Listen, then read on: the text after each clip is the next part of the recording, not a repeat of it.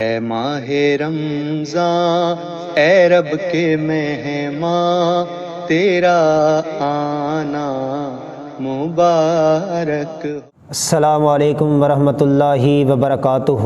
الحمدللہ وکفا والصلاۃ والسلام علی من لا نبی بعد، اما بعد فاعوذ باللہ السمیع العلیم من الشیطان الرجیم، بسم اللہ الرحمن الرحیم۔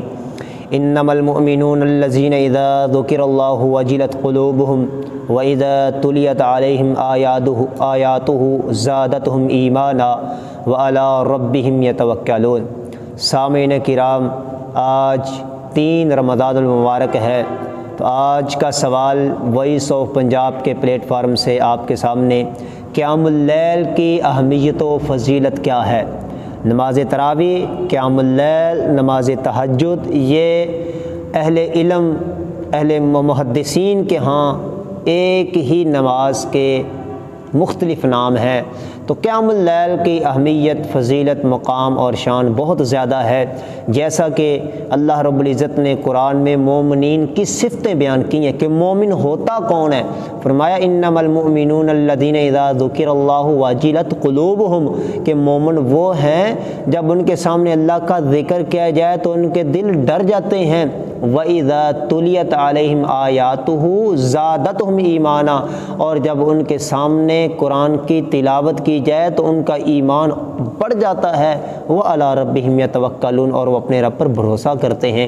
یقیناً صحابہ کرام رضوان اللہ علیہم اجمعین احادیث میں آتا ہے کہ نبی کریم صلی اللہ علیہ وسلم جب تلاوت کرتے تو صحابہ کرام پیچھے جب جہنم کی آیات آتی تو زار و قطار رونا شروع کر دیتے، اور جب جنت کی آیات آتی تو اللہ کے سامنے پھر بھی رونا گڑگڑانا شروع کر دیتے کہ اللہ جنت کو ہمارے حق میں کر دے، جنت کو ہمارے نصیبے میں لکھ دے۔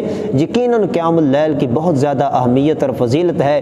نبی کریم صلی اللہ علیہ وسلم نے فرمایا من قام رمضان ایمانا واحتسابا غفر له ما تقدم من ذنبہ، کہ جو بندہ ایمان اور ثواب کی نیت سے، اجر کی نیت سے قیام اللیل کرتا ہے، کھڑا ہو کے اللہ کے سامنے قیام کرتا ہے، نفل و نوافل، نماز تراویح، قیام اللیل، نماز تہجد ادا کرتا ہے، فرمایا غفر له ما تقدم من ذنبہ، تو اس بندے کے سابقہ تمام گناہ معاف فرما دیے جاتے ہیں۔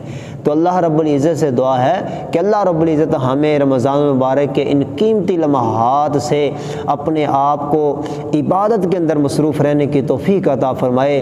اللہ کے سامنے قیام اللیل کی صورت میں اپنے سامنے سر بسجود ہونے کی توفیق عطا فرمائے۔ وما علینا الا البلاغ المبین۔